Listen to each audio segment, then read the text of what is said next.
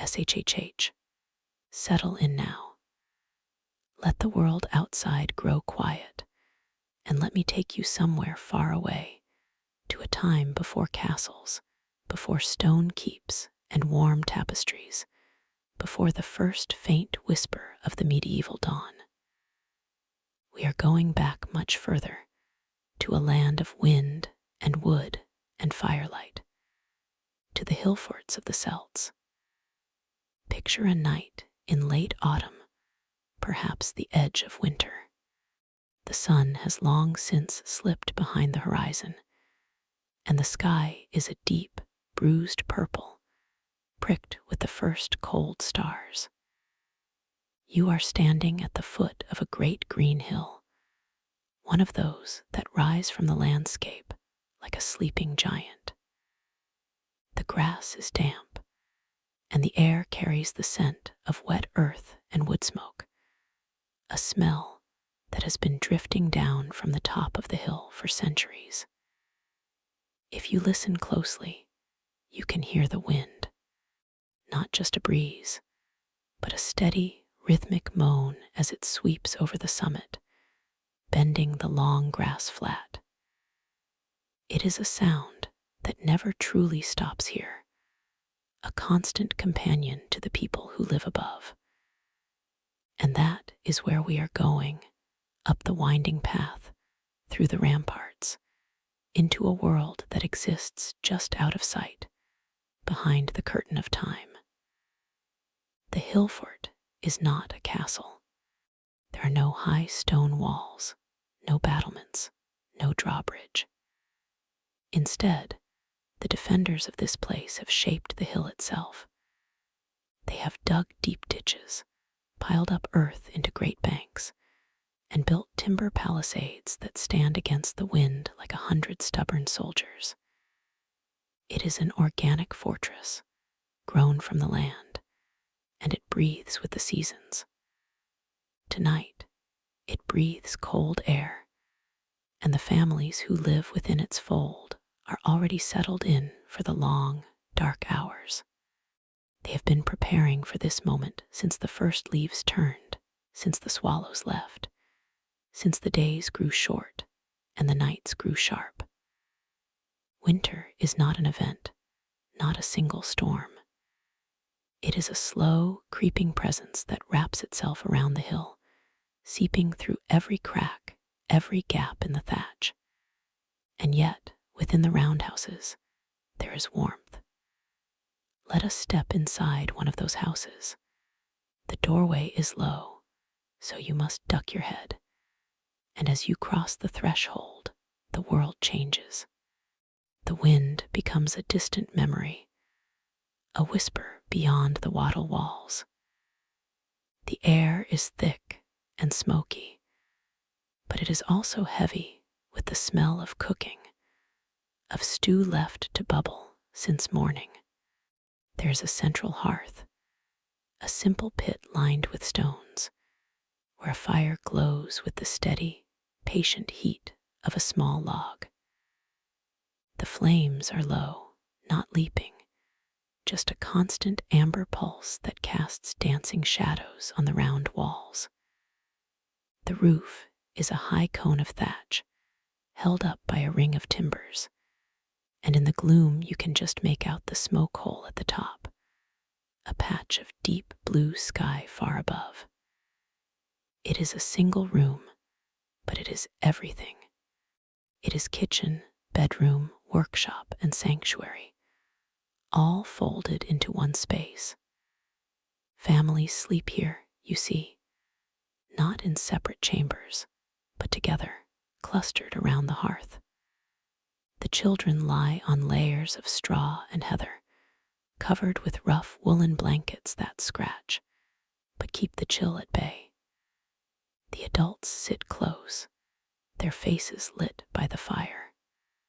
Someone is mending a broken tool, a sharpening stone in hand.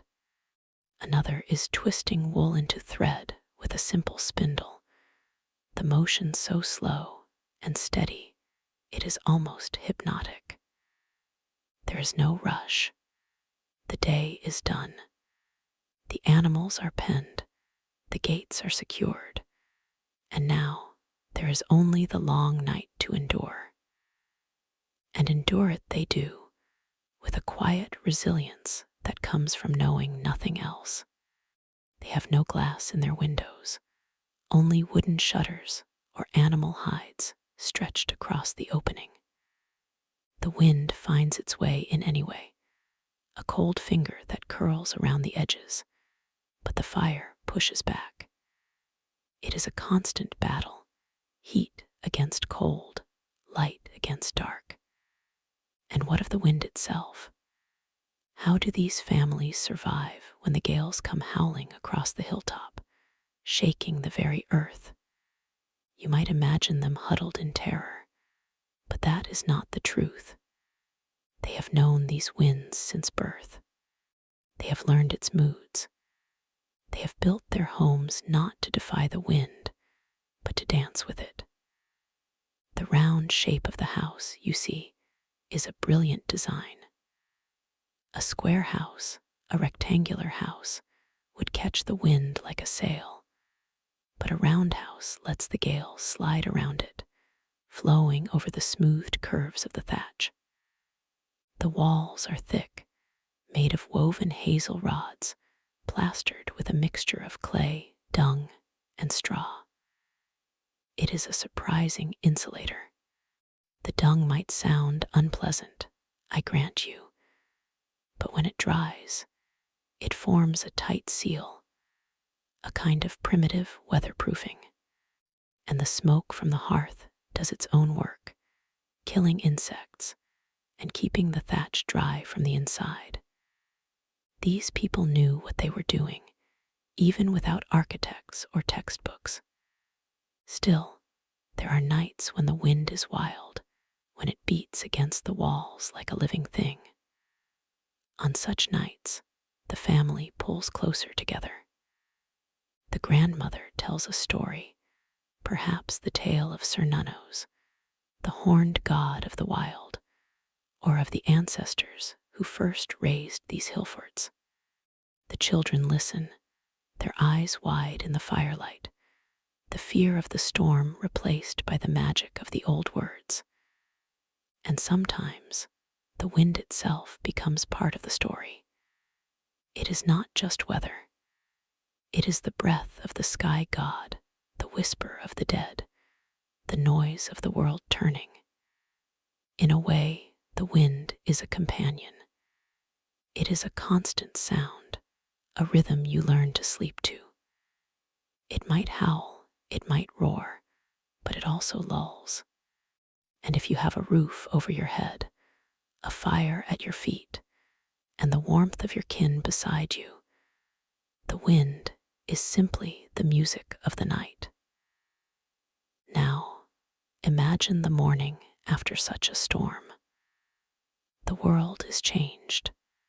The sky is a pale, washed blue, and the wind has dropped to a murmur. But the cold is sharper than ever. Frost lies thick on the grass, sparkling in the low winter sun. The people of the Hillfort emerge from their roundhouses, blinking in the light. They must check the damage. A section of the wattle fence has fallen, snapped by the gale. A few tiles of thatch have been lifted from a roof near the edge of the fort. Nothing serious. Nothing that cannot be fixed before the next storm. And there will be another. The winter is long, and the wind is patient. But these people are patient too. They know that the sun will return, that the spring will come, that the lambs will be born, and the days will grow warm again. Winter is not a trial. It is a season, a chapter in the endless story of their lives. What did they eat during these cold months, you might wonder? The answer lies in the careful planning of autumn. They had no supermarkets, no fridges, no cans of soup. They had the harvest, and they had the animals.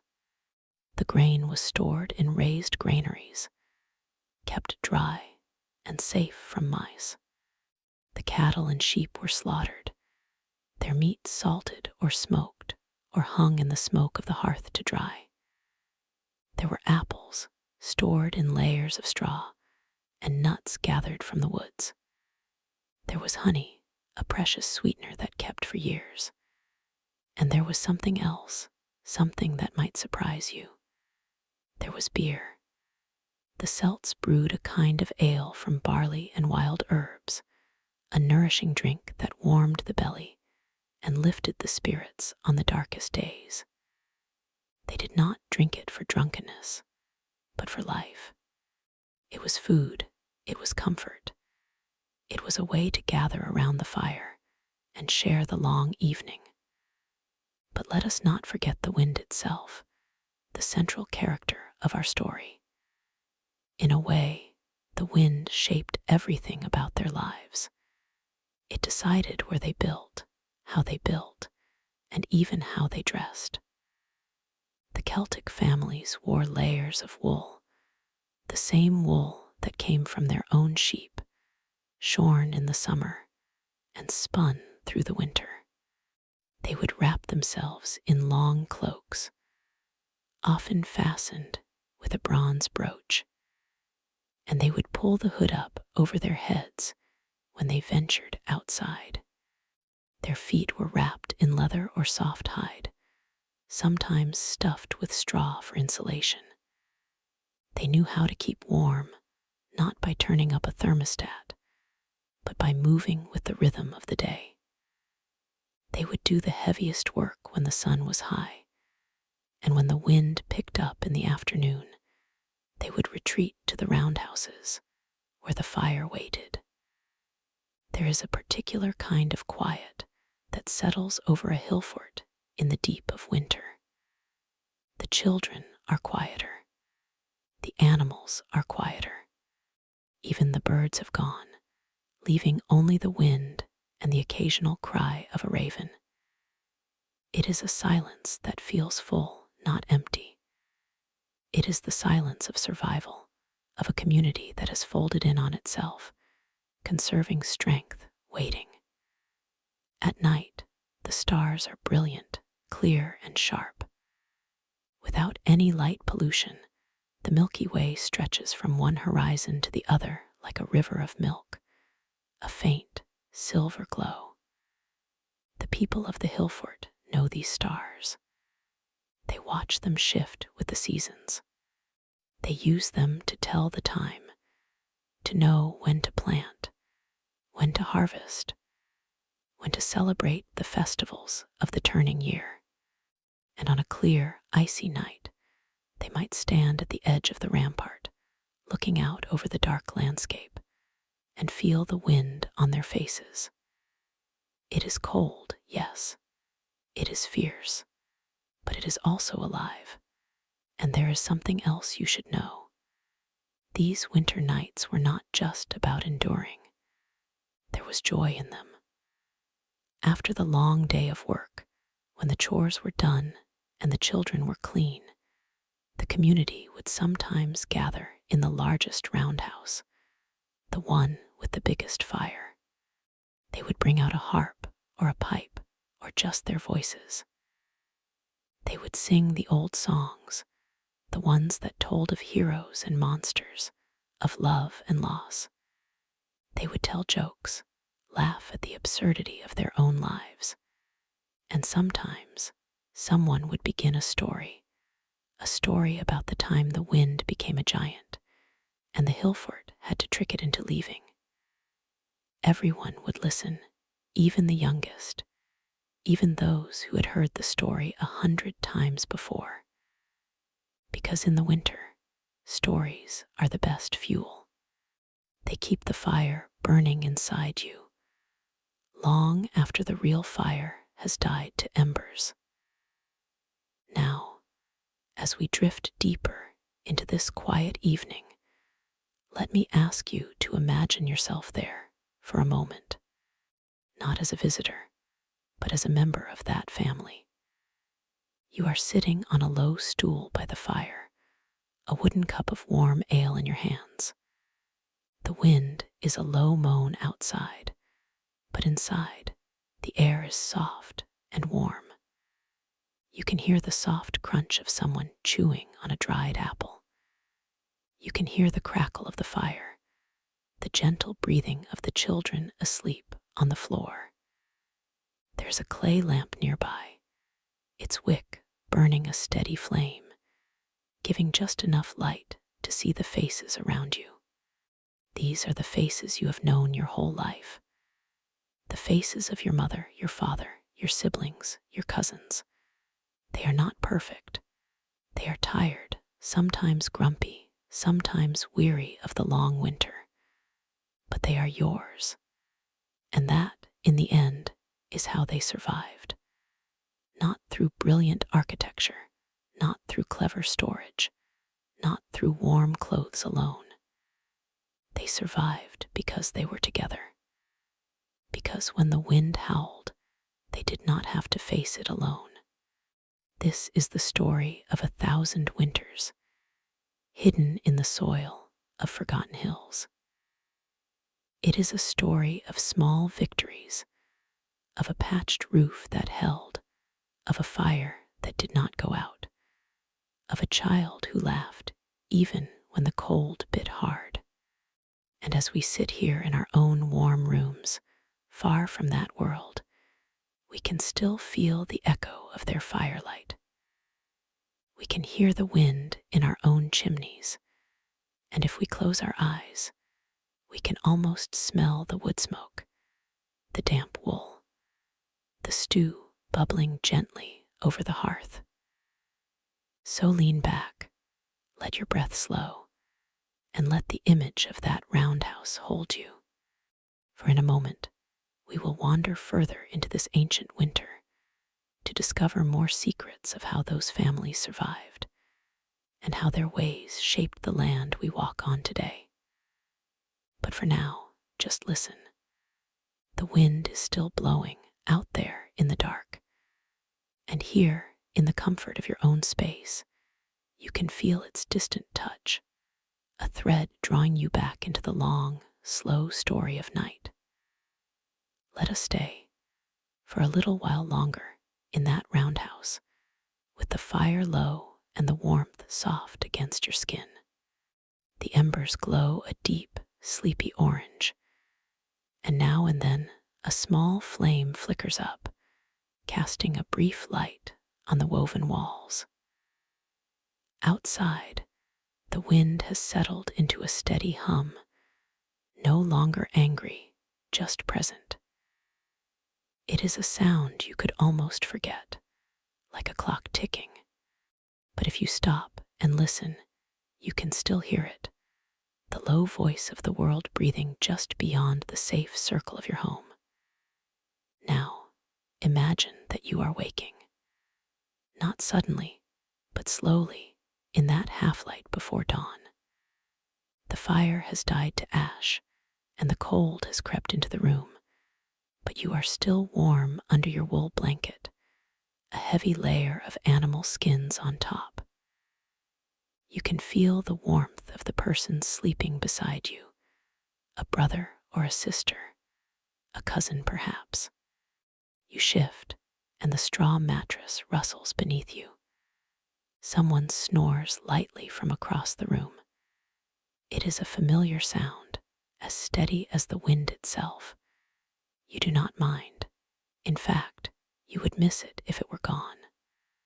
Morning in a Hillfort does not begin with an alarm clock. It begins with the rooster. If you have chickens, and most families did, the rooster will crow long before the sun climbs over the hill.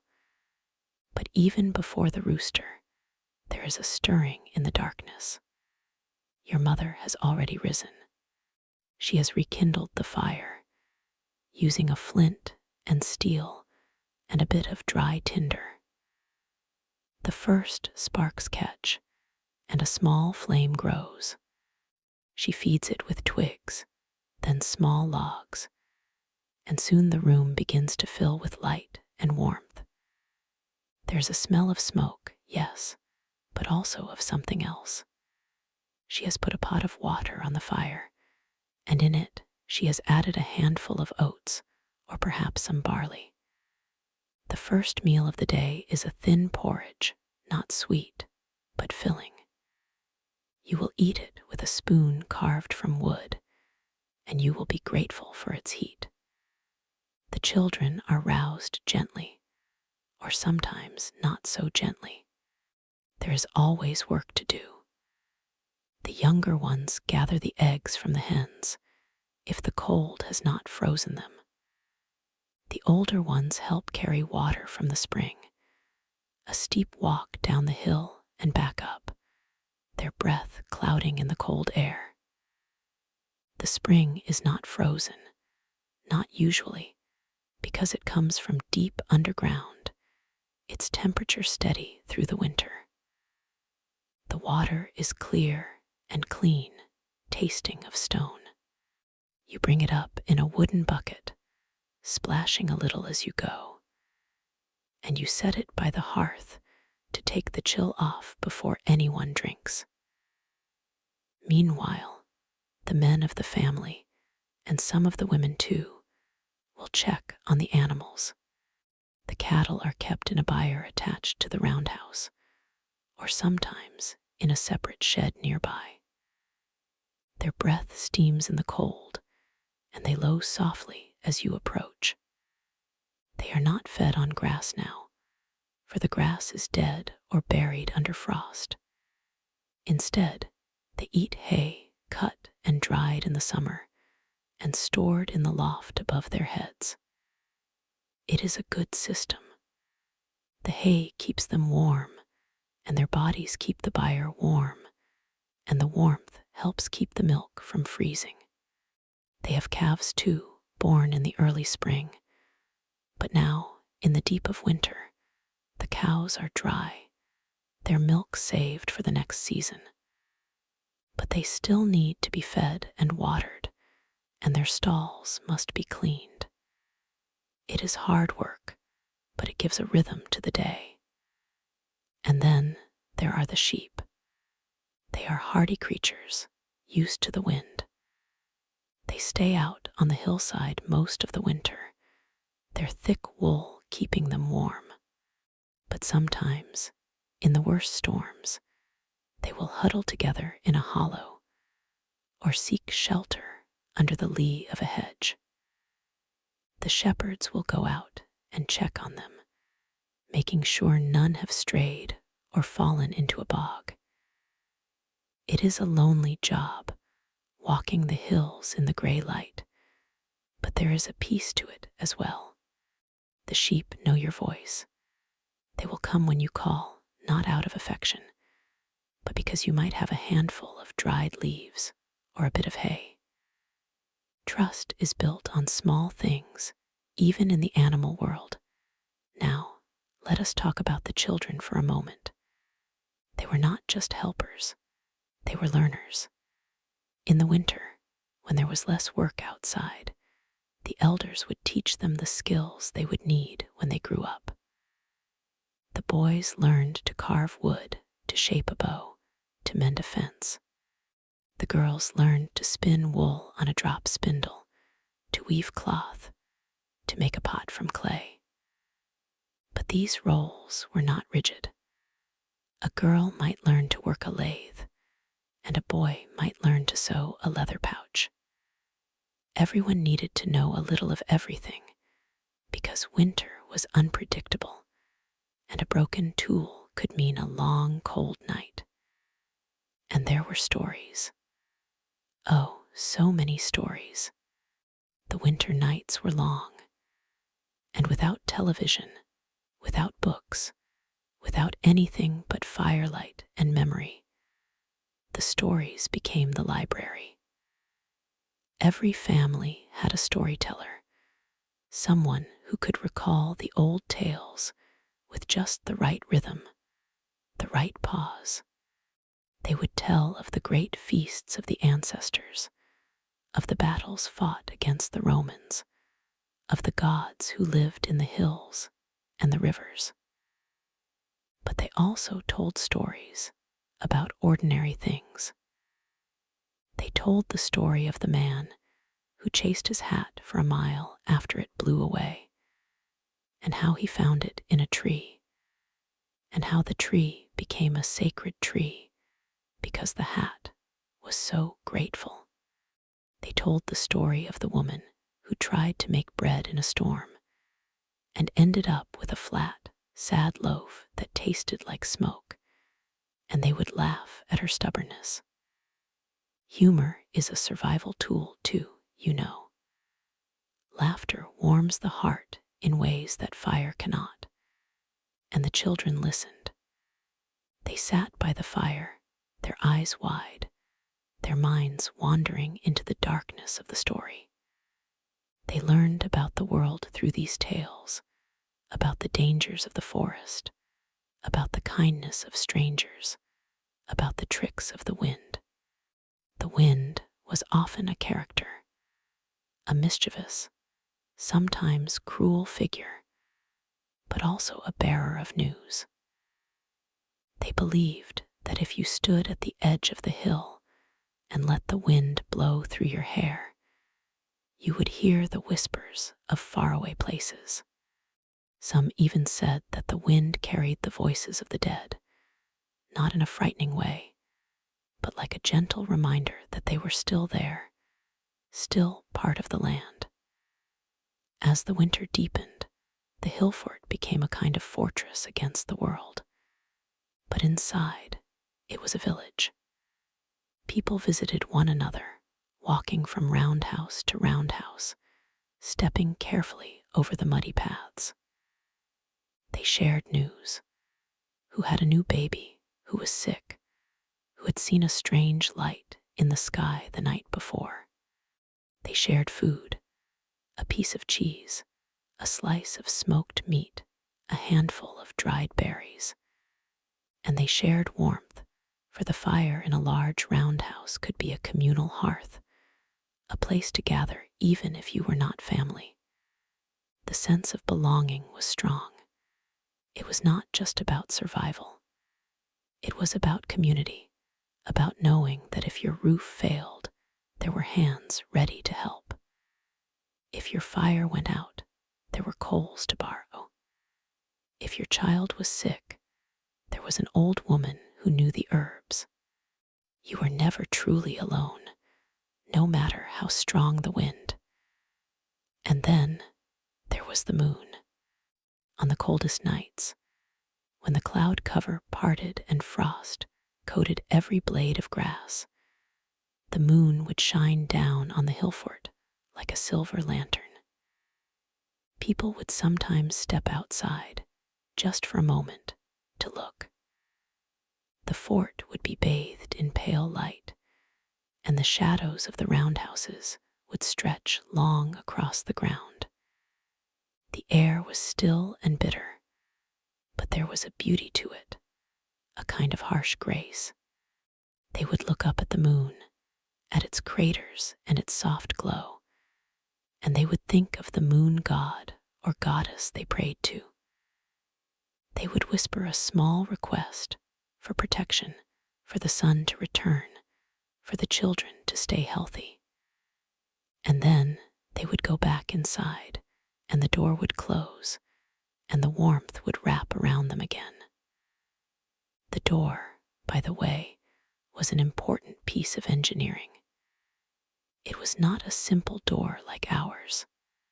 It was a frame of wood, covered in animal hide, sometimes 2 layers thick, with a draft seal at the bottom made of packed clay or a roll of cloth.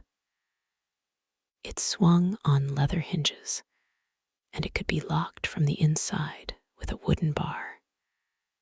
It kept out the wind, the cold, and the occasional wild animal, but it also kept in the warmth and the smell of the fire and the sound of your family. It was a threshold, a line between the world outside and the world within, and crossing it at the end of the day felt like a small victory. Now, let us consider the wind itself again, for it is the thread that runs through all of this. The wind did not just blow. It changed the landscape.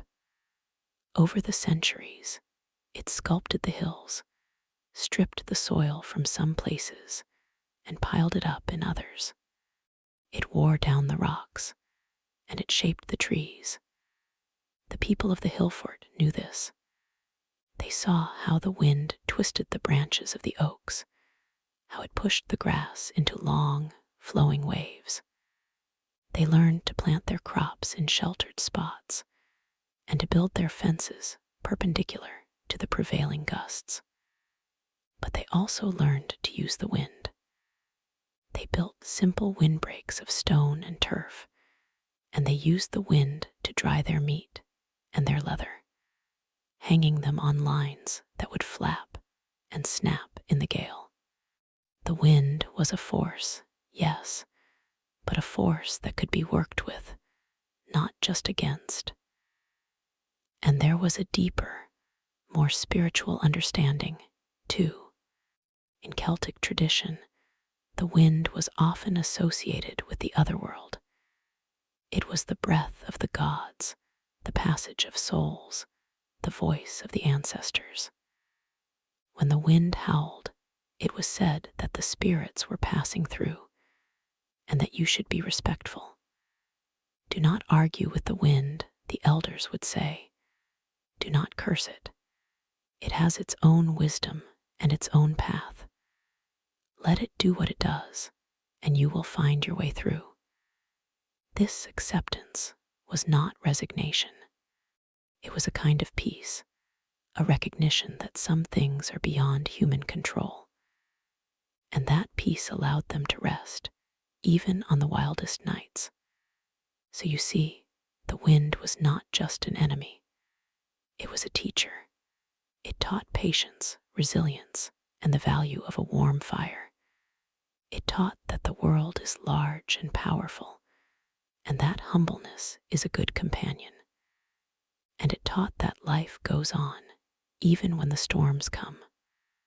The sun always rises, the fire always catches, and the children always grow. That is the story of every winter, everywhere. And it is the story we carry with us tonight, as we drift closer to our own quiet rest. Now, let us move a little deeper into the season. It is midwinter now, the days short and the nights long. The solstice has passed, the moment when the sun stands still, and the people of the Hillfort celebrate it. They might have a small ritual, lighting a bonfire on the summit of the hill, even if the wind tries to snatch the flames away. They sing, they dance, they offer a bit of grain or a cup of ale to the gods. It is a festival of hope, a way of saying, we are still here. The darkness has not won.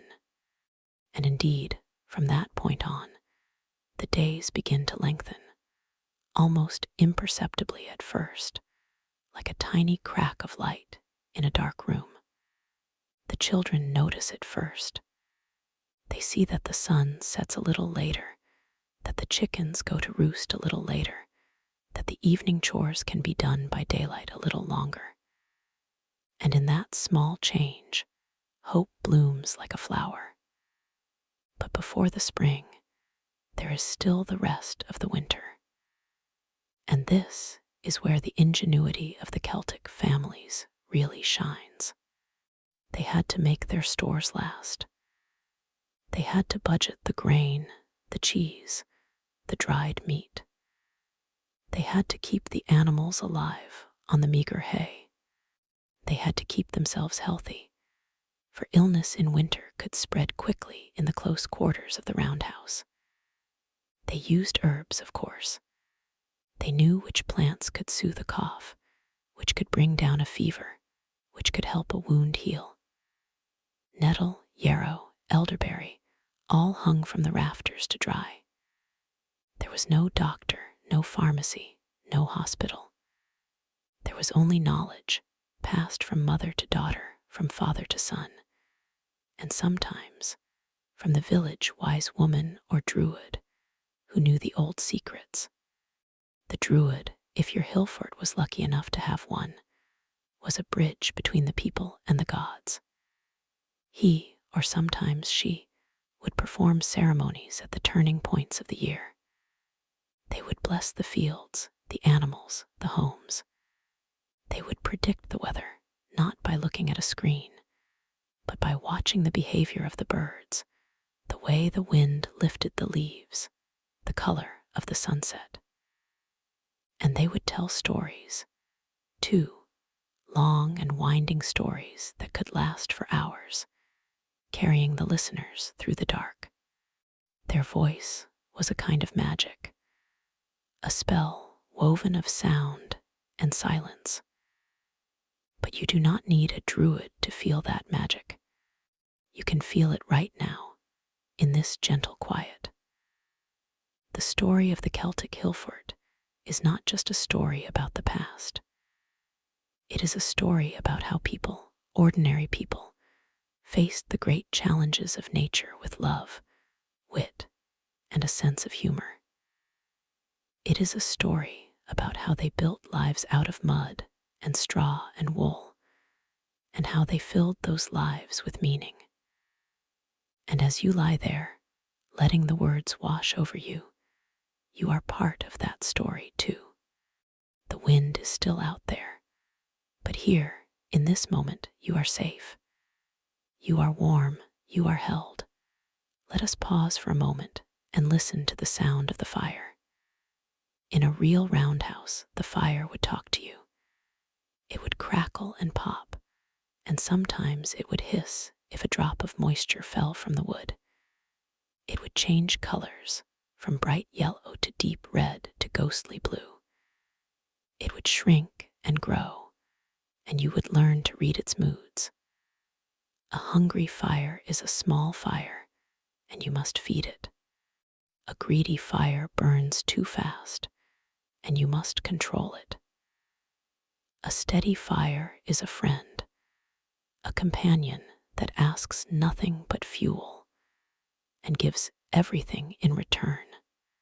And as the night deepens, the fire will grow low again, and you will add one last log just to see you through to morning.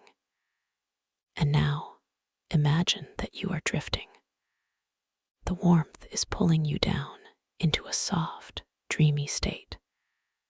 The sounds around you become softer, like echoes from a great distance.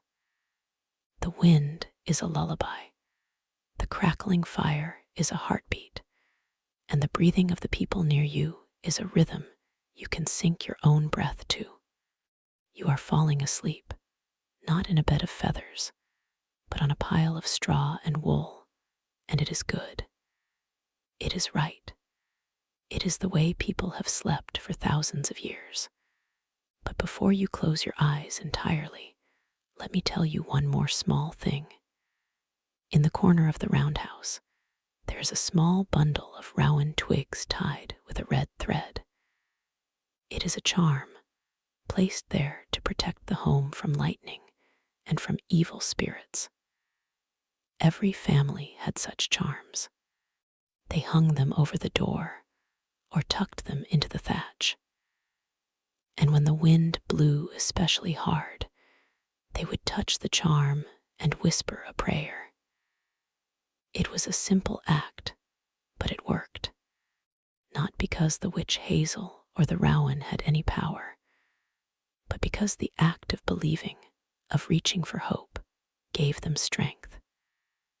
And that strength, multiplied by every family in the fort, was enough to face any storm.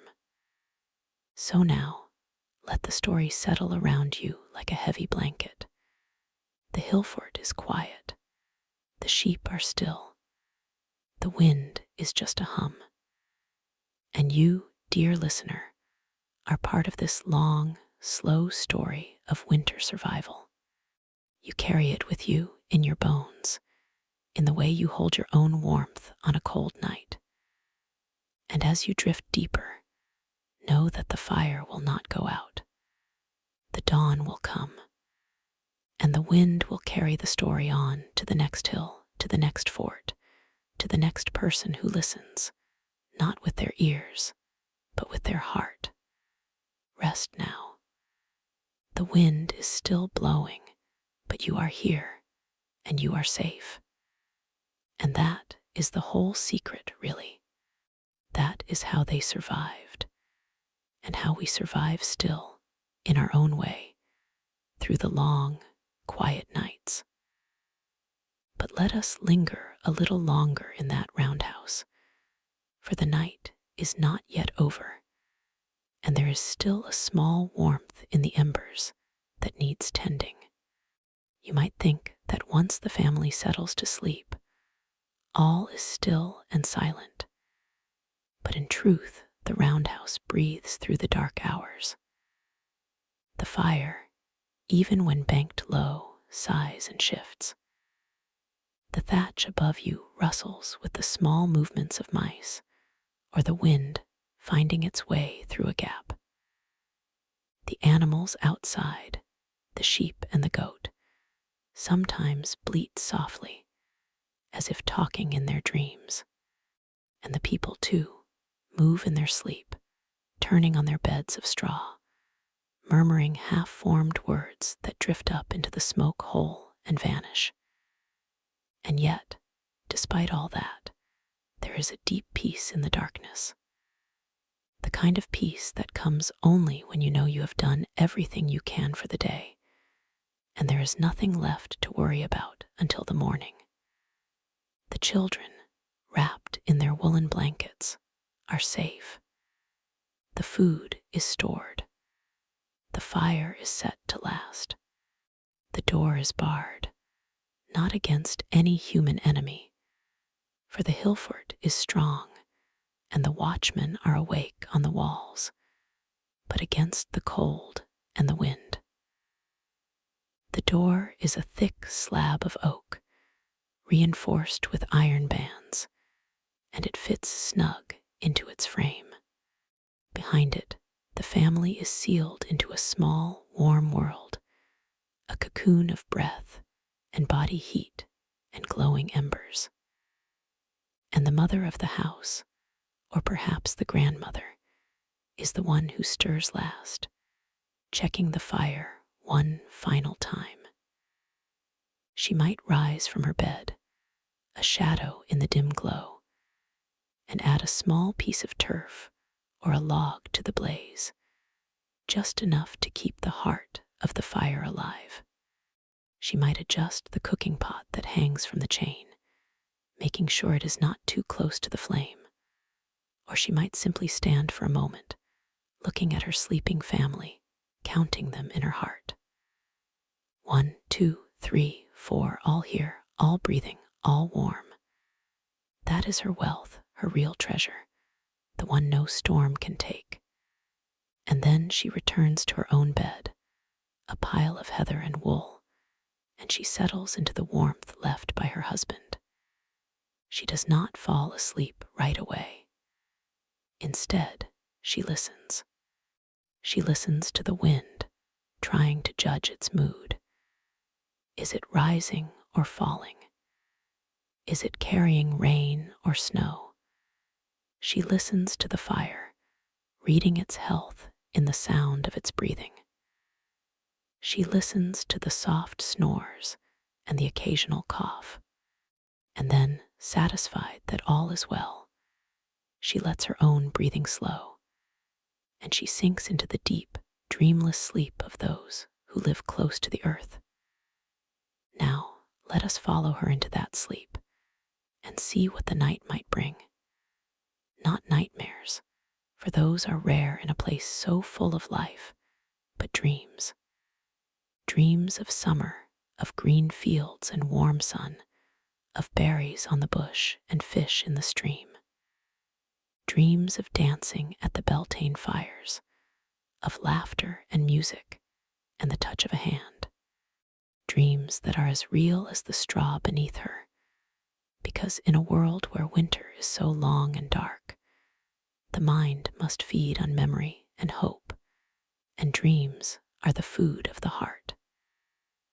And when the first light of morning finally creeps through the smoke hole, it is not a harsh light, but a soft, gray light, like the inside of a shell.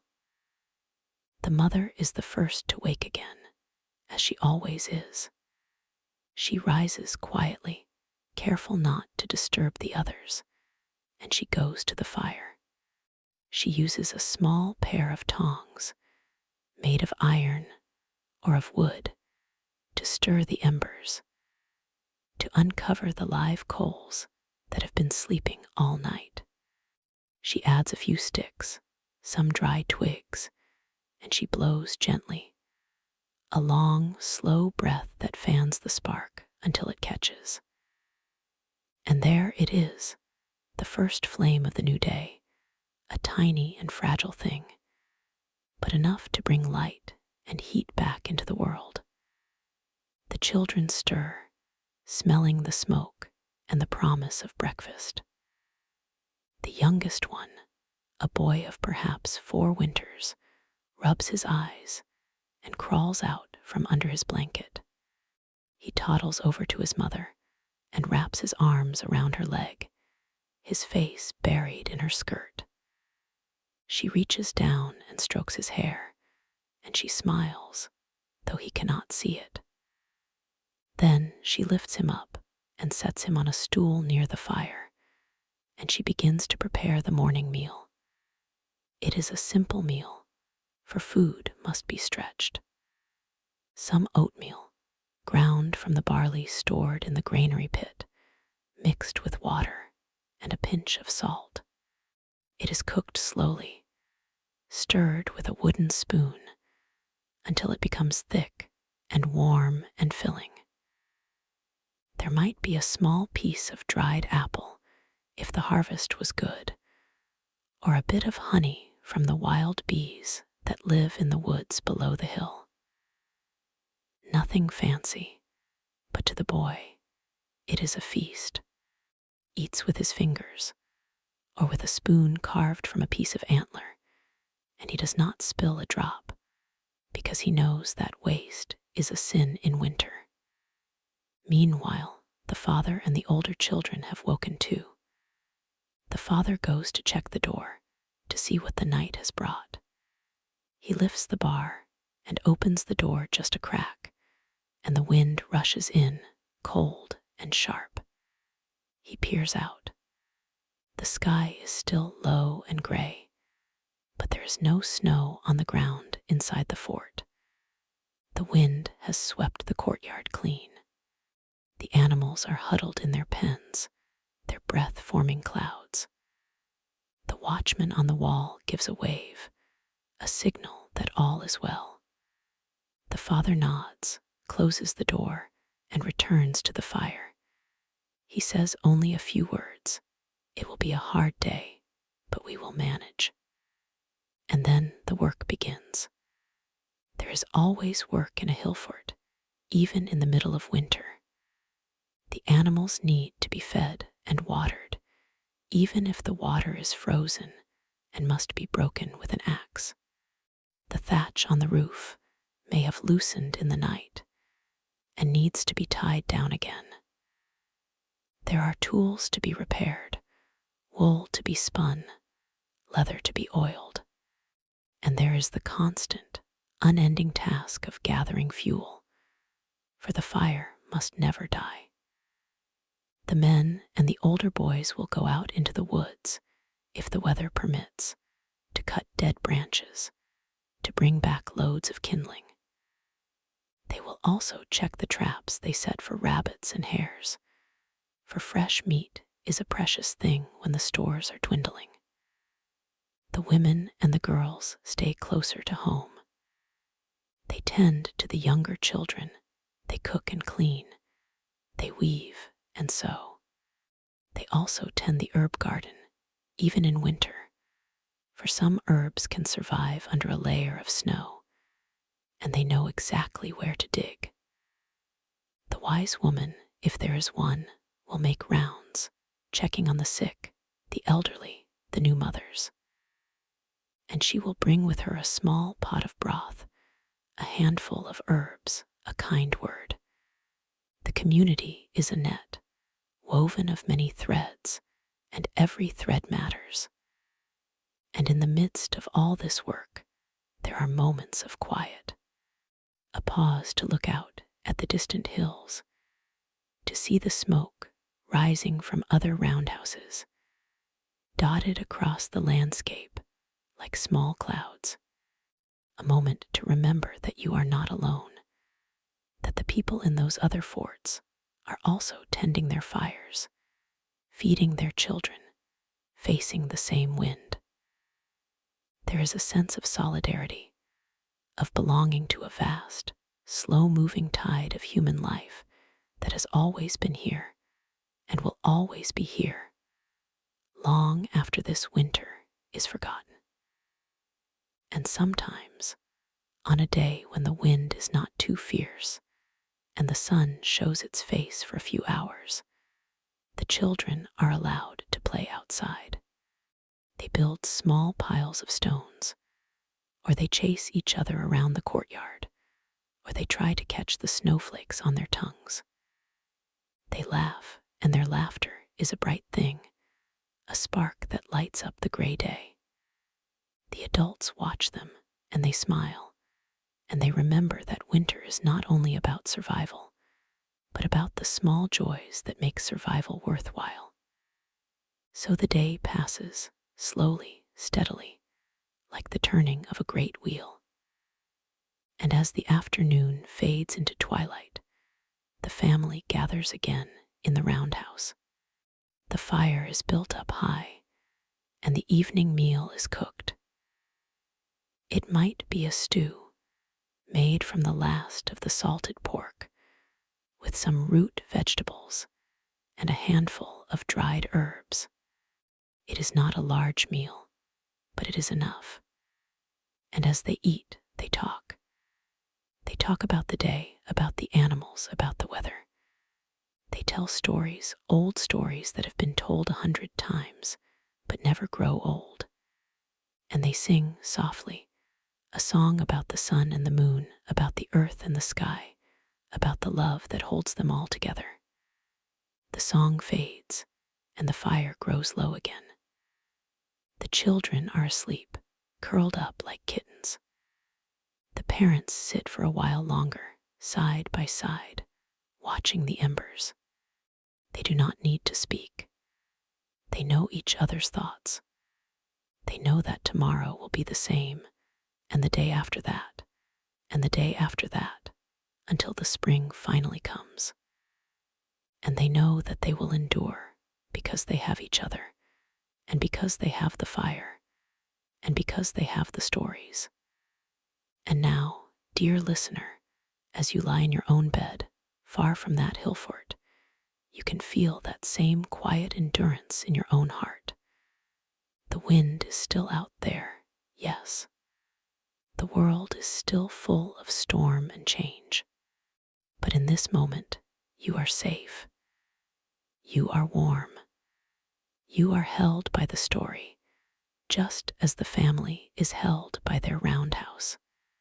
And as you let your eyes grow heavy, as your breath slows, as the last thought of the day drifts away like a leaf on a stream, you are part of that long, slow story of survival, of love, of hope. Rest now. The wind is still blowing, but you are here, and you are safe. And into that safety, let a dream come. A dream of a fire that never goes out, of a roof that never leaks, of a family that never breaks. And let that dream carry you through the night, until the first gray light of dawn, and a new day, and a new chance to keep the fire burning. And so, dear listener, as you imagine that roundhouse, you might also wonder about the quiet labor of the hands that keep the household alive. For in a Hillfort, winter is not a season of idleness. It is a season of making and mending, of turning raw materials into the things that will carry the family through the cold and into the spring. While the men are out gathering wood or checking traps, the women and the older girls are often seated by the fire, their fingers busy with the work of the loom.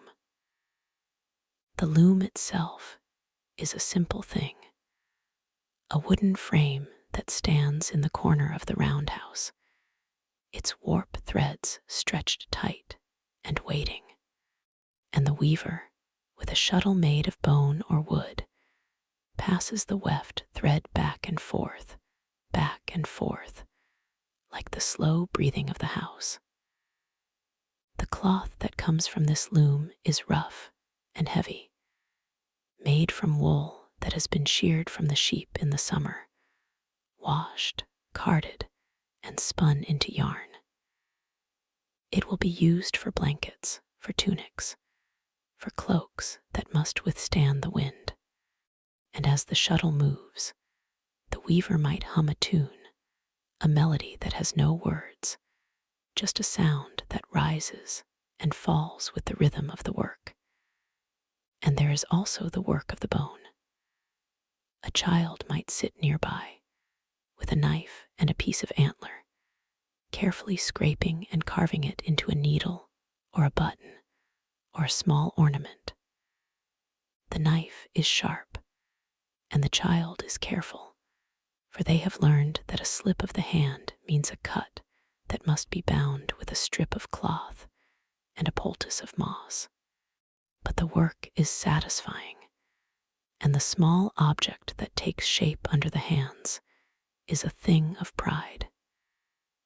It will be used, or it will be given away as a gift, or it will be kept as a token of a winter well spent. Every piece of bone, every scrap of leather, every splinter of wood has a purpose, and nothing is wasted.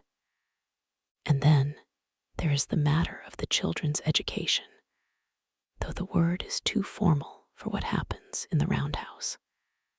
The children learn by watching and by doing. A young girl learns to grind grain by sitting beside her mother and taking the heavy stone in her hands. She learns to feel the rhythm, to know when the flour is fine enough, to sift out the bits of chaff with a woven sieve. Young boy learns to recognize the tracks of animals in the snow, to read the signs of the wind and the clouds, to know which branches will burn hot and fast, and which will burn slow and long. And in the evening, when the fire is low and the stories are told, they learn the history of their people, the names of the ancestors, the songs of the old gods, the tales of heroes and journeys and great battles that shaped the land. These are not written down, they are carried in the memory, like a treasure passed from hand to hand. And sometimes, on the darkest nights, when the wind howls like a wolf and the snow piles up against the door, the family does not work at all. They sit close to the fire and they listen. They listen to the voice of the storyteller, who might be the grandfather or the grandmother, or perhaps a visitor who has come from another fort, seeking shelter from the storm. The visitor is always welcome, for a traveler brings news, and news is the lifeblood of a community that lives far from the roads. And the visitor will tell of the great king in the south, of the Roman ships that have been seen on the coast, of the strange customs of the people who live beyond the mountains. And the family will listen, wide-eyed, their work forgotten, their hearts beating with the pulse of the tale. And when the visitor has finished, and the story has settled into the silence, the host will offer a cup of water, or a small piece of bread, and a place to sleep by the fire. And the visitor will be grateful, and the family will be richer for the new story they have heard, a story that will be told again and again, passed down through the generations until it becomes a part of the Hillfort's own memory. So you see, dear listener, the winter is not only a time of hardship, it is a time of connection, of closeness, of the slow weaving of bonds that will hold the community together through the years. And as you lie in your own bed, you might think of those bonds, the invisible threads that tie you to the people you love, to the places you have known, to the stories that have shaped you. And you might feel, in the quiet of your own room, a gentle echo of that warmth, that sense of belonging that the Hillfort family feels as they sit around their fire. And now, let us turn to the animals, for they are part of the family too. In the byre that is attached to the roundhouse, or in a separate hut nearby, the cattle and the sheep and the goats huddle together for warmth. Their breath steams in the cold air, and their bodies give off a gentle heat that keeps the byre from freezing. The cow lows softly, and the sheep bleat, and the goats clatter their hooves on the packed earth floor. The children are often sent to milk the goats in the morning, and they learn to handle the animals gently, to speak to them in a low voice, to rub their flanks and sing to them. For an animal that is frightened is an animal that does not give milk, and a calm animal is a gift from the gods. And there are the pigs, though they are usually kept in a separate pen, because they are clever and strong and can be a danger to smaller animals. The pigs are fed on scraps and on acorns that the children have gathered from the forest floor. They will be slaughtered in the late autumn when the weather turns cold, and their meat will be salted and smoked and stored for the winter. But the pigs themselves do not know this fate. They only know the warmth of their sty, the sound of the children's voices, the taste of the acorns. And in the winter, when the snow is deep, the pigs sleep most of the day, their snoring a deep, rhythmic sound that is almost like a lullaby. And the dogs, too, are part of the household. They are not pets in the way we think of pets today. They are guardians, helpers, companions. They sleep by the door, their ears twitching at every sound, ready to bark if a stranger approaches, or if a wolf creeps too close to the livestock. And when the men go out to check the traps, the dogs go with them, their noses to the snow, their tails wagging when they find a rabbit. And at night, the dogs curl up near the fire, and the children sometimes sneak them a piece of bread, and the dog will lick the child's hand in gratitude, a small, warm gesture of love. And the birds, too, are part of this world. The chickens scratch in the courtyard, finding seeds and insects, even in the snow. They lay eggs in the hidden corners of the henhouse, and the children search for them each morning, their hands cupping the warm, fragile shells. The eggs are a treasure, a source of protein and flavor, a reminder that life continues even in the dead of winter. And sometimes, the wise woman will save the yolks and mix them with honey to make a healing paste for a cough, or she will use the whites to stiffen a poultice for a wound. And as the weeks pass, the days grow a little longer. The sun climbs a little higher in the sky, and the light that comes through the smoke hole is a little brighter, a little more golden. The oldest person in the Hillfort, who has seen many winters, will go outside and look at the sky and say, the sun is coming back. And the people will nod, and they will remember that spring is a promise, not just a dream. And then, one day, there is a change in the wind. It does not come suddenly, but slowly, like a sigh. The wind that has been blowing from the north, sharp and bitter, begins to shift. The air smells different, not of snow and ice, but of damp earth and melting water. The snow begins to shrink, to retreat from the edges of the courtyard, revealing patches of brown grass and mud. The streams begin to flow again, their voices returning after months of silence. And the animals sense it too. The cattle lift their heads and sniff the air, and the birds begin to sing a new song, a song of greeting. And the family, for the first time in months, opens the door wide. They step outside, blinking in the pale sunlight. They breathe the air, and it does not hurt their lungs. They look at the sky, and it is not gray but blue, a soft, watery blue that promises growth and life. And the mother says, "Spring is here." And the father says, "We have made it."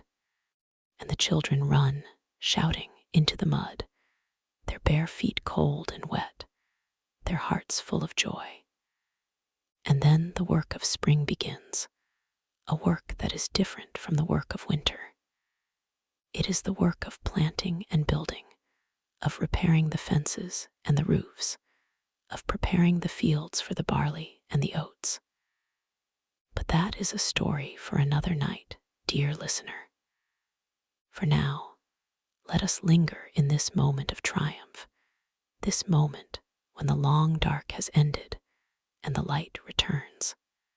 Let us feel the gratitude that fills the roundhouse, the gratitude for the wood that burned, for the food that lasted, for the love that held them together. And let us carry that gratitude into our own lives, into the warmth of our own beds, into the quiet of our own hearts. So rest now. The wind has shifted, and the snow is melting, and somewhere in the hills, a family is celebrating the return of the sun. And you too can celebrate, for you have made it through another winter, another night, another moment of listening. And as you close your eyes, let the image of that little fire, that little family, that little hilltop fort settle into your mind like a warm stone. And let yourself drift, like the smoke rising from the roundhouse, into the soft and endless sky of sleep. Good night, dear listener. Good night. And yet, dear listener, before you truly drift away, let me hold you here for just a little longer. For the winter is not quite finished with the Hillfort, and there are still stories to tell, still scenes to paint in the quiet of your mind. The spring has been announced, yes, but the snow does not vanish in a day, and the cold does not release its grip all at once. There is a liminal time, a time of mud and uncertainty, when the path to the fort is slippery, and the wind still carries a sharp edge. The family knows this, and they do not celebrate too loudly, for they have learned that the gods of winter are jealous and may send one last storm to remind them who is master. So they go about their work slowly, carefully, their eyes on the sky, their hands busy with tasks that will carry them through the weeks ahead. Let us step back into the roundhouse then and see what else happens in those final days of winter, when the fire burns a little lower and the stored food grows thin. The mother, who has been the keeper of the grain, now measures out each portion with an even more careful hand. She knows that the barley must last until the first greens appear, until the nettles and the wild garlic push through the softening earth. She has counted the jars of preserved meat, the bags of dried apples, the small store of honey that was saved from the summer bees. She does not speak of her worries, but the children see her brow furrow, and they learn to be quiet at mealtimes, to eat slowly, to make each mouthful last. They have learned the art of patience, which is perhaps the greatest gift the winter gives.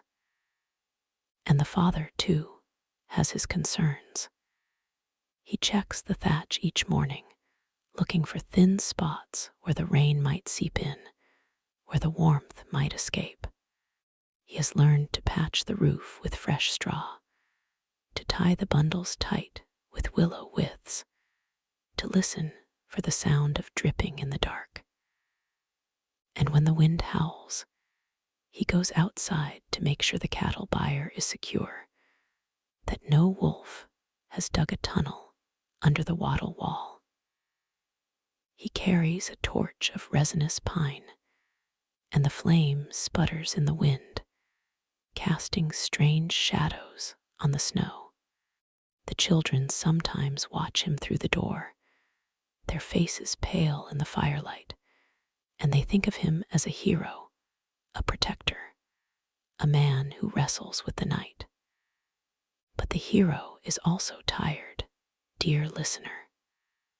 The father has not slept well for months. He wakes at every sound, every creak of the roof, every bark of the dog. He dreams of spring, of the smell of turned earth, of the feel of warm sun on his back. And in the morning, he drinks a cup of warm water with a pinch of salt, and he goes out again, because there is no one else to do it. That is the way of the Hillfort. Everyone carries their burden, and the weight is shared, but the weight is still heavy. Now let us turn to the older children, those who are almost grown. They have their own work, and it is not light. The eldest daughter, perhaps 14 winters old, is learning to weave. Her fingers are nimble, but the wool is rough, and the loom is old. She sits for hours, pushing the shuttle back and forth, creating cloth that will become a tunic or a blanket. Her mother sits beside her, correcting her mistakes, telling her stories of the women who came before, of the grandmother who wove the great tapestry that hangs in the chieftain's house. The daughter listens, but her mind wanders. She thinks of the young man from the next fort, the one who looked at her during the harvest feast. She thinks of his smile, of the way he held his spear. And the loom creaks, and the fire crackles, and the winter goes on. The eldest son, meanwhile, learns to carve. He has a knife of flint, sharp and precious, and he sits by the fire shaping a piece of ash wood into a handle for an axe. His father watches him, offering quiet advice. The boy's hands are still clumsy, but he is patient, and the wood takes shape slowly. He imagines the day when his axe handle will be strong and smooth, when he will use it to fell a tree, to build a house, to make a life. And then he thinks of the young woman from the next fort, the one with the long hair and the shy laugh. He blushes, and his father pretends not to notice. And the younger children, the ones who are very small, they do not have such heavy thoughts. They play with the dogs, or with a set of knuckle bones, or with a wooden doll that has been passed down through the family. They chase each other around the central hearth, being careful not to trip and fall into the fire. Their laughter is a treasure, a sound that warms the roundhouse more than any flame. And sometimes the grandfather will call them to him, and he will show them how to make a whistle from a hollow twig, or how to draw a picture of a deer in the ash of the hearth. And they will watch, their eyes wide, and they will learn. But the winter is also a time for making things that are not just useful, but beautiful. The people of the Hillfort are not savages, dear listener, though they live simply. They have an eye for the pleasing shape, the graceful curve, the subtle color. A woman might spend an evening polishing a piece of jet, rubbing it with a soft cloth until it gleams like a dark star. She will drill a hole through it and string it on a leather cord, and it will become a necklace, a token of beauty in a world of mud and thatch. A man might carve a spiral pattern on a stone, or inlay a piece of antler with tiny pieces of copper, if he has such a treasure. These are not necessities, but they are essential all the same. They remind the people that life is not only about survival, that there is room for art, for joy, for the spirit. And there is music, too, in the winter. The bagpipes are too loud for the roundhouse, perhaps, but there is a small flute made from a bird's bone, and there is a drum made from a hollow log and stretched hide. On the longest nights, someone will play a slow tune, a melody that seems to rise from the earth itself, and the others will hum along or tap their feet or sway in the firelight. The music is not for performance, it is for the soul. It binds the group together as surely as the thatch binds the roof. And the children learn these songs by heart. They sing them while they work, while they walk, while they lie in their beds. The songs carry the memory of the people, the stories of their ancestors, the names of the hills and the rivers and the stars. And when the children grow old, they will teach the songs to their own children. And so the thread of the community continues, unbroken, like a river that flows under the ice. Now, let us step outside again, just for a moment, into the night. The stars are thick overhead, brighter than you have ever seen them, because there is no light to compete with them, no street lamp, no window. The Milky Way is a great river of diamond dust, and the constellation we call the Plough is tilted low in the sky. The air is cold, but still, and the snow crunches under your feet. You can hear the distant bark of a fox, the soft hoot of an owl, and if you stand very still, you can almost hear the breathing of the earth, the slow, steady pulse of the planet turning toward the sun. And the people of the Hillfort know this. They know the sky better than we do, for they have no books, no calendars, no clocks. They read the stars like a map, and they know when to plant, when to harvest, when to celebrate the turning of the year. The grandfather, the one who has seen many winters, can point to a certain star and say, when that star rises just before the sun, the salmon will begin to run. And the father will nod, and he will sharpen the spear, and he will prepare for the journey to the river. And the children learn the names of the stars, too.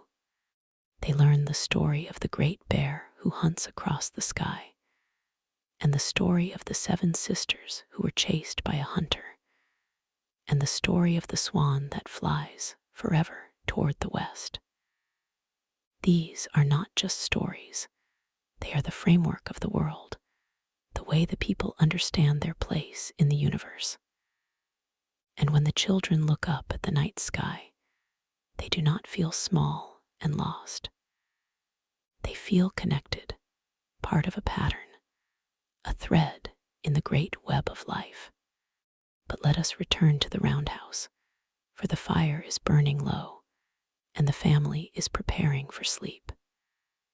The mother stirs the embers, adds a small log, careful not to waste.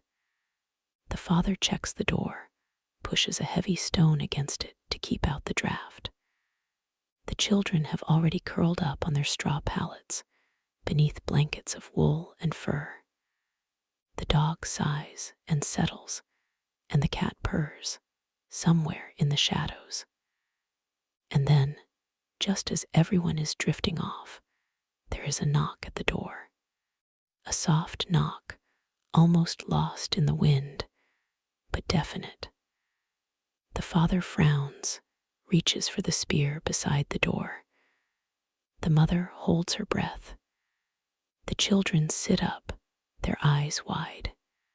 Who would come in the dead of night, in the depth of winter, when the snow is still deep and the path is treacherous? The father opens the door a crack, and the wind rushes in, bringing a swirl of snow and a smell of pine. Standing in the doorway is a figure, cloaked and hooded, bent against the storm. The figure speaks, and the voice is old and thin, but clear. "I am a traveler," the voice says. "My fire went out, and I lost my way. May I share your hearth for the night?" And the father does not hesitate. He opens the door wide, and he helps the traveler inside. The mother takes the traveler's cloak, shakes off the snow, hangs it near the fire to dry. She offers a cup of water, a piece of bread, a blanket. The traveler bows and sits, and the warmth of the fire begins to seep into the old bones. And the traveler is a storyteller, as it happens. The traveler carries a small harp, and after eating, and after resting, the traveler will play a song, a long song, a song that tells of the hero who defeated the giant, or the maiden who turned into a swan, or the king who ruled the land of the dead. And the family will listen, and the night will pass like a dream, and the snow will fall silently on the roundhouse. And in the morning, the traveler will be gone, leaving only a faint impression in the straw where the old body rested, and a memory of the song in the ears of the children. The traveler will have continued on toward the next fort, carrying the news and the stories and the warmth of the fire. And the family will be richer for the visit, richer for the song, richer for the knowledge that the world is bigger than their hilltop, and that they are not alone. And that, dear listener, is the way of the winter in the Hillfort. It is not only a time of survival, but a time of gathering, of weaving, of connecting. The hard work and the long nights are balanced by the closeness and the stories and the unexpected gifts of kindness. And the people emerge from the winter not just alive, but stronger, their bonds renewed, their hearts ready for the spring. So as you lie in your bed, warm and safe, think of the traveler who knocked on the door, and of the family that welcomed the stranger. Think of the song that was sung and the stories that were exchanged, and know that the same spirit of hospitality and courage lives on, even now, in the quiet corners of your own life. The fire is dying down now, the embers glowing like rubies in the dark. The family is asleep, their breathing slow and even. The wind has stopped, and the snow has stopped, and the world is still. And you are still, too, dear listener, drifting, floating on the soft tide of the story. Good night, then, for the last time tonight. Good night to the Hillfort, to the family, to the traveler who came and went. Good night to the fire, and to the stars, and to the earth that turns beneath you. Sleep well, and dream of the spring that is coming, of the flowers that will bloom, of the lambs that will leap in the new grass. Sleep well, and let the story carry you home. And yet, the night is not quite over. There is one more tale to tell, one more glimpse into the life of the Hillfort as the wind howls outside. But this is a different night, perhaps a week later, or a month, after the snow has melted and frozen again, after the traveler has gone on to the next valley. The family stirs in the dark, not from a knock, but from a sound that is older than memory. The crack of ice on the stream below the fort, the groan of a tree bending under the weight of frost, the distant rumble of a rockslide on the far hill. These are the sounds of winter, the deep breaths of the sleeping land.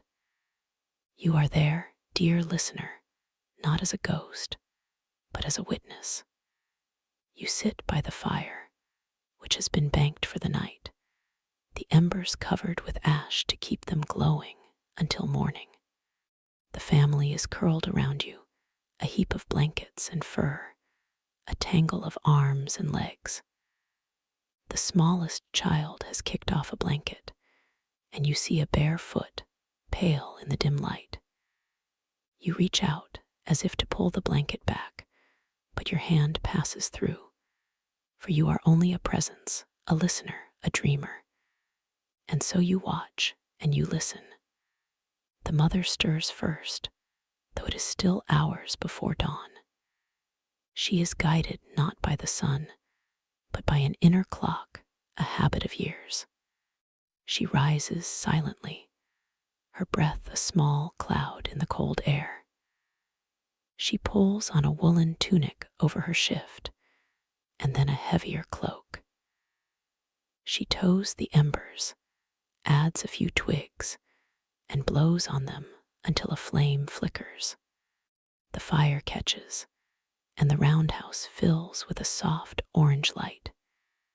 She moves to the hearth, where a pot of barley porridge has been left to soak overnight. She adds water from a clay jar and stirs the thick mixture with a wooden spoon. Outside, the world is still black. The Hillfort is a dark shape against a slightly darker sky. The guard on the rampart, a young man wrapped in a wolfskin, stamps his feet and blows on his fingers. He has been watching all night, his eyes scanning the ridge for any sign of movement. But there is nothing. No raiders, no traders, no wolves. Just the slow creak of the frozen earth, the occasional hoot of an owl. He will be relieved soon, and he will crawl into his own warm bed, and his mother will bring him a bowl of that same porridge, sweetened with honey if there is any left. The Hillfort, you see, is a living thing. It breathes with the rhythm of its people. When one sleeps, another wakes. When one eats, another works. The roundhouses are not separate homes, but chambers of a single heart. The winter binds them together, makes them one. And so the mother prepares the porridge not just for her own family, but for the guard, for the old woman who lives alone in the corner roundhouse, for the children who are too small to work.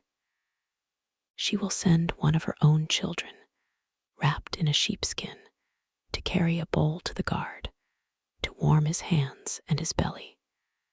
And the children know this duty. They learn it as they learn the names of the stars. The eldest, a girl of perhaps 10 winters, wakes when her mother calls her. She does not complain. She pulls on her shoes, which are made of leather and lined with wool. She takes the wooden bowl, wrapped in a cloth, and she steps out into the cold. The frost crackles under her feet.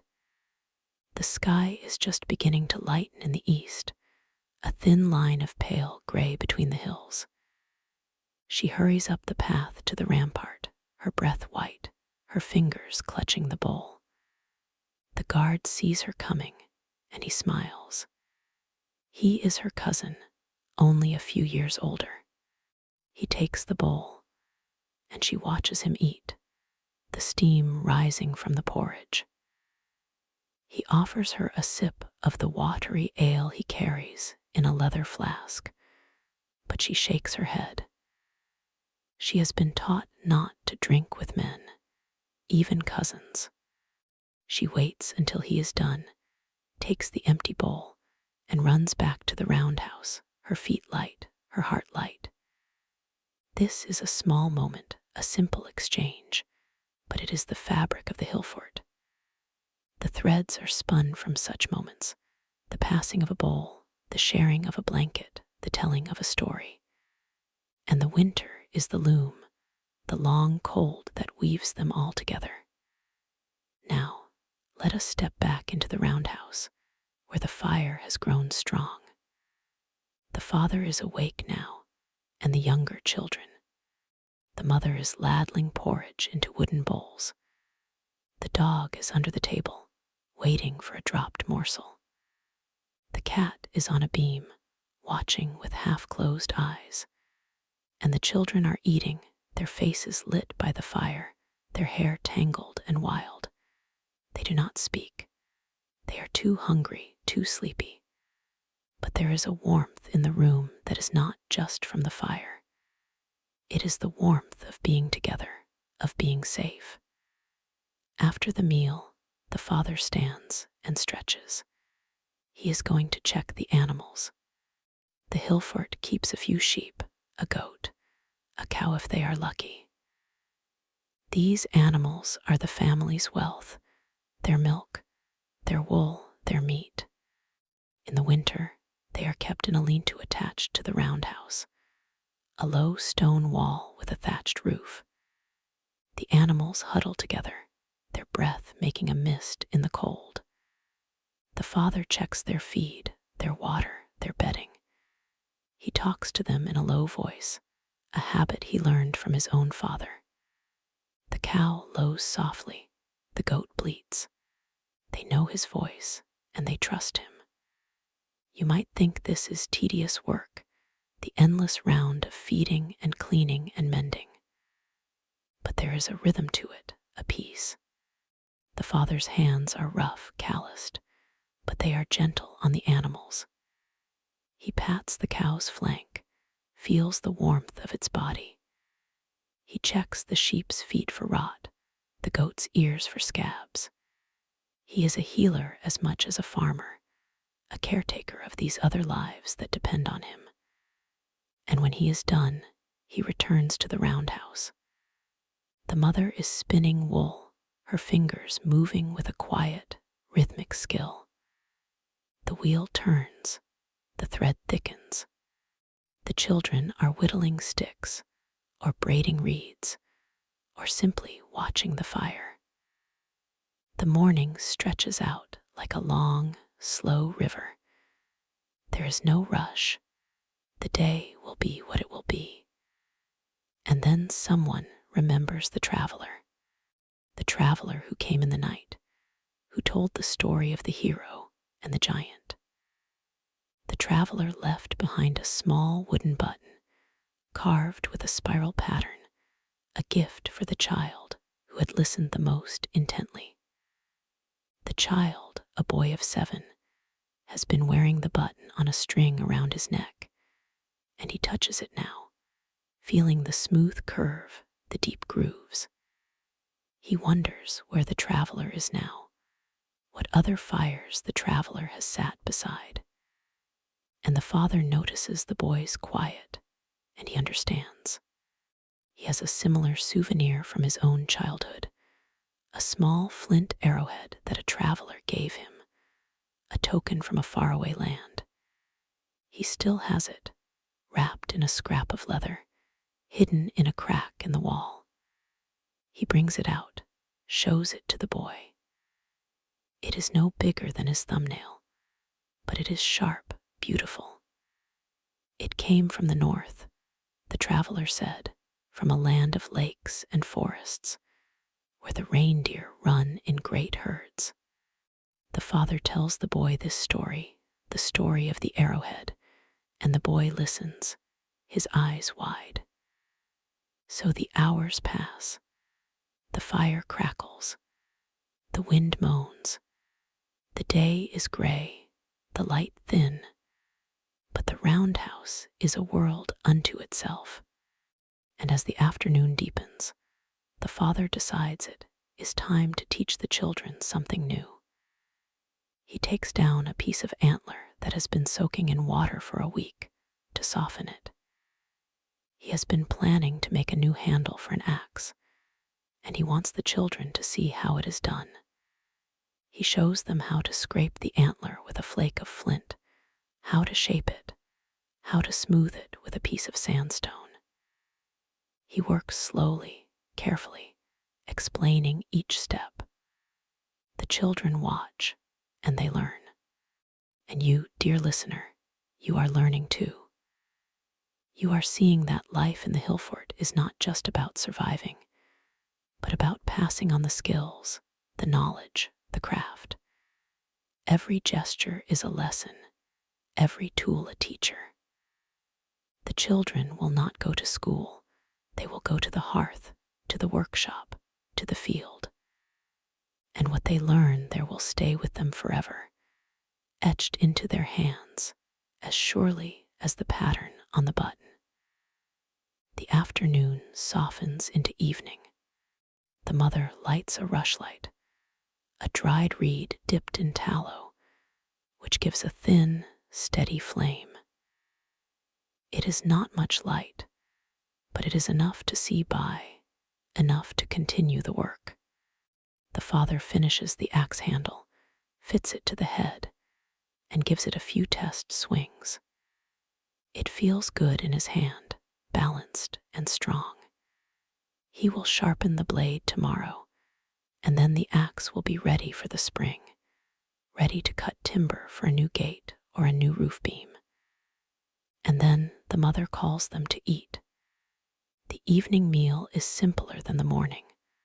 A broth of root vegetables, a piece of hard cheese, a slice of dark bread. But it is warm, and it is enough. They eat in silence, a comfortable silence, the silence of people who know each other well. After the meal, the children are restless.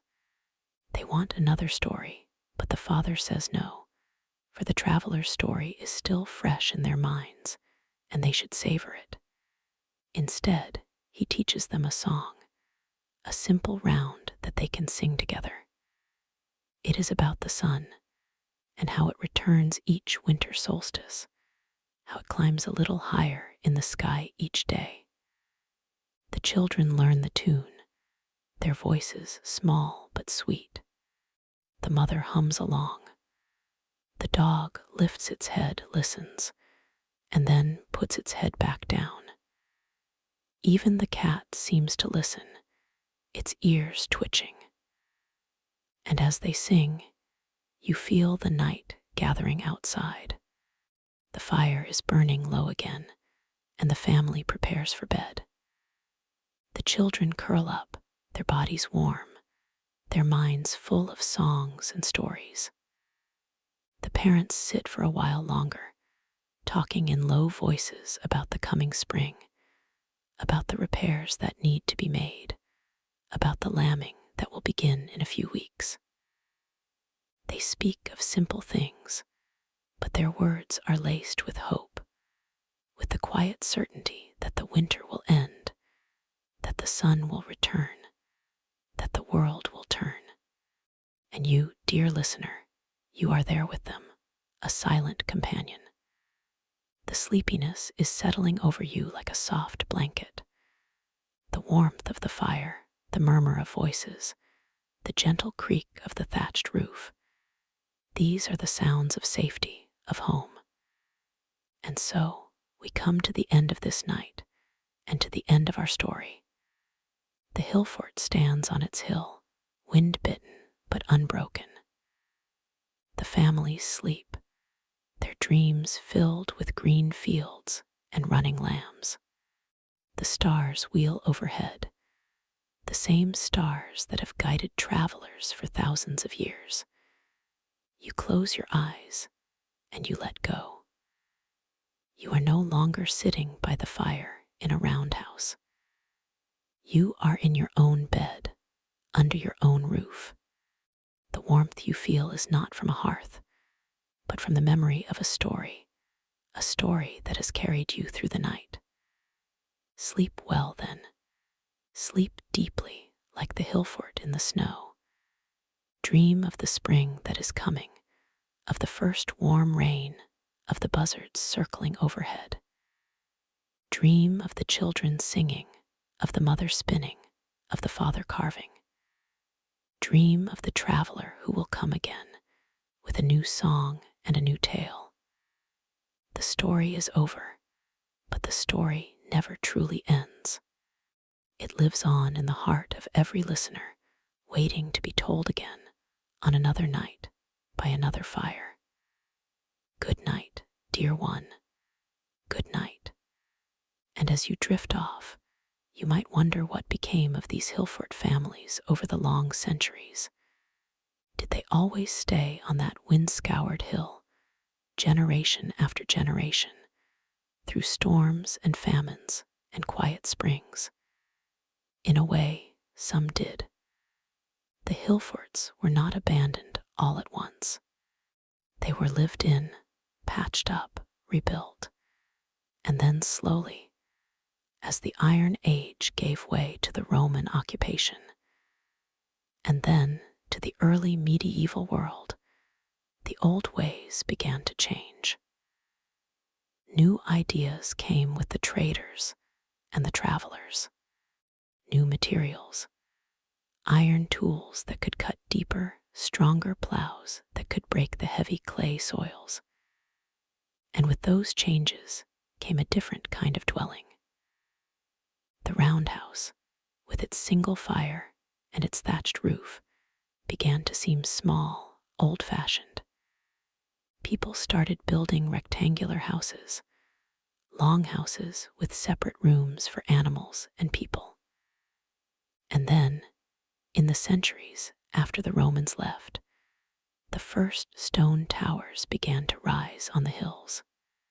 Not castles yet, not the grand stone fortresses you might imagine, but simple stone keeps, square and sturdy, with thick walls and narrow windows.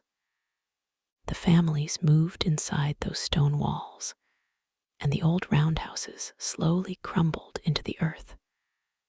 But if you listen closely, you can still hear them.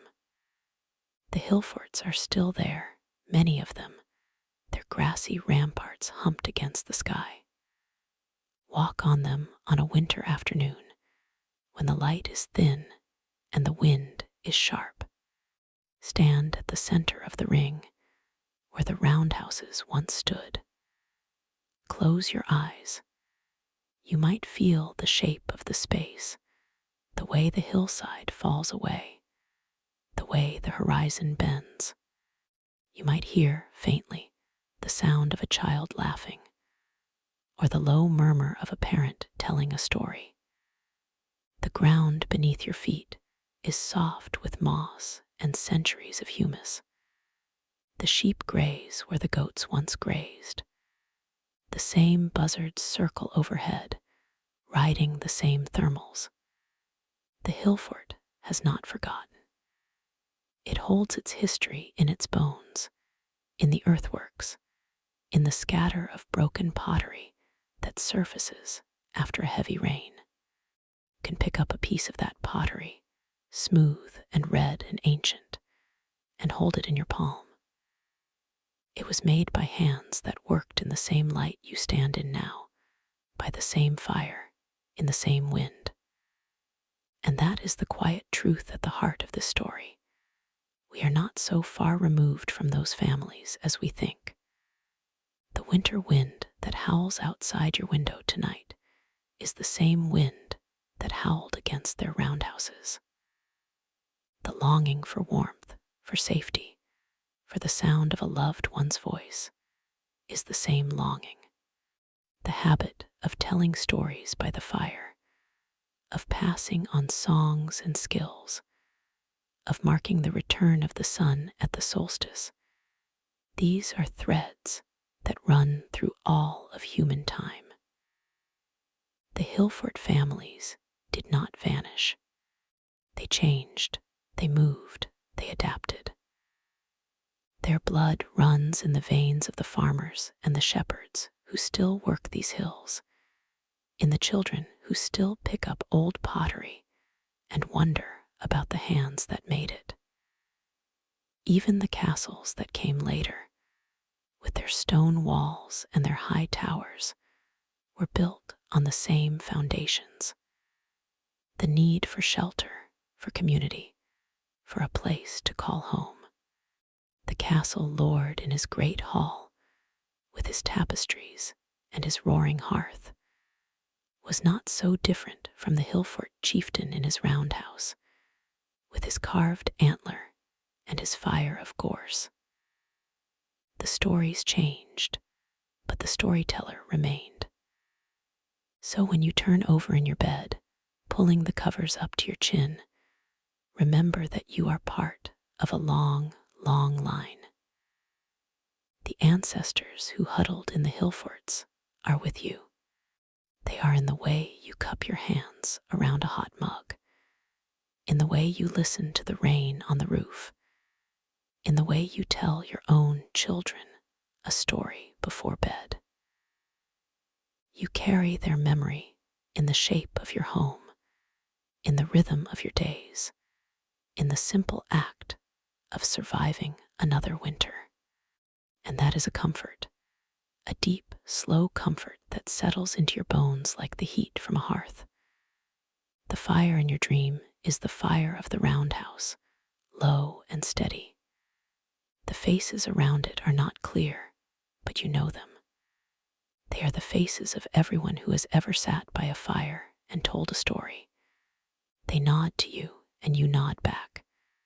The wind picks up outside, but you are warm. The night is long, but the sun will return. It always does. And so, truly, this is the end. Not a dramatic end, not a loud end, just a gentle closing of the circle. The Hillfort stands on its hill, silent and patient. The snow falls, the stars wheel, the year turns. And you, dear listener, are tucked into your own small corner of the world, safe and still. The story is finished. The story is beginning. Good night. Sleep deeply. Dream of green hills and warm fires. And yet, even as we say good night, there is one more thing to consider, one more image to hold in your mind as you drift. Imagine yourself, not as a silent companion to those ancient families, but as a visitor to their Hillfort on a quiet afternoon in late autumn. The leaves have fallen, the sky is a pale gray, and the wind is gentle but persistent. You walk up the slope, your feet crunching on the dry grass, and you come to the top of the rampart. The view is open and long. Fields folded into valleys, a river glinting in the distance, a few scattered farms with smoke rising from their chimneys. You stand there for a moment, and you feel the shape of the earth beneath you, the way the hill rises and falls, the way the ancient builders chose this spot not for grandeur, but for shelter, for a place where the wind would be broken by the curve of the land. You step down into the interior, where the roundhouses once stood. The ground is uneven, marked by subtle hollows and mounds that are all that remain of those old homes. You sit down on a patch of moss, your back against a low bank, and you close your eyes. The wind speaks in the grass. A bird calls from a thorn bush. And then, in the quiet, you feel something shift. It is not a sound, not exactly. It is more like a memory, a sense of presence. The people who lived here are gone, but the space itself remembers. The way the hill holds the afternoon light, the way the shadows lengthen, the way the air smells of damp earth and dying leaves. These are the same sensations they knew, the same peace, the same quiet beauty. And you realize that this is what they left behind, not just the ruins, but the feeling of being here, of being held by the land. The Hillfort is not a monument to the past.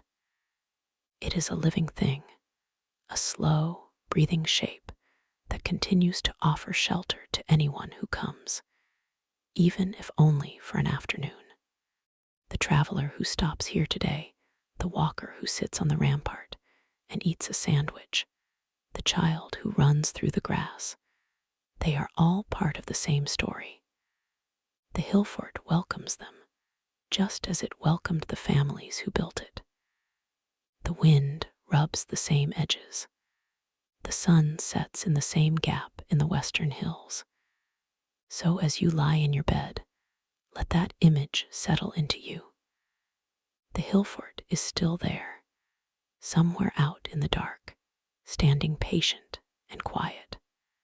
The snow that falls tonight will cover its ramparts with a soft white blanket. The stars will wheel overhead, and the earth will turn, and the Hillfort will wait. It waits for the spring, for the grass to green again, for the lambs to be born, for the buzzards to return. It waits for the next person who will climb its slope and feel the weight of time. And in that waiting, there is a deep, abiding peace. You are part of that waiting. The fire in your heart is the same fire that burned in the roundhouse. The breath in your lungs is the same air that moved through the thatch. The sleep that is pulling you down is the same sleep that wrapped around the children and the parents and the old ones who sat by the hearth. They slept through the wind, through the long dark, through the worry about spring. And they woke every time to new day. So sleep, dear one. The Hillfort is with you. The story is with you. The night is gentle and the dawn will come. Rest now. Rest.